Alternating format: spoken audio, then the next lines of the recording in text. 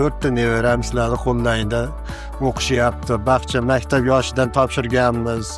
Nima uchun topshirdik? Bu yerda ta'lim, tarbiya birinchi o'ringa qo'yilgan. Bir-birimizga bo'lgan o'zaro munosabat, shu farzandlarimiz kelgusida yaxshi insonlar bo'lishi uchun bizdan ham ziyoda qilib xizmat qilyapsizlar. Avvalambor sizlarga rahmat.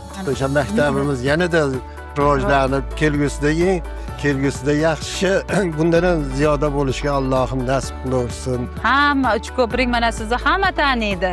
Shunaqa inson bo'lsa Imronbek ham. Shunaqa tarbiyali, ham bilimli nebaralar mana. Biz oilada tartib, intizom birinchi o'rinda, bir-birimizga hurmat, bolalarni nima ko'ngillar, nima tilaydigan bo'lsa, o'sha tilaklarga yetkazishga harakat qilamiz.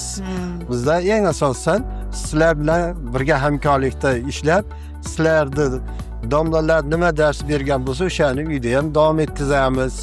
Ertasiga ulardan sizlar so'raganda biz ham kelgandan keyin so'ra olamiz.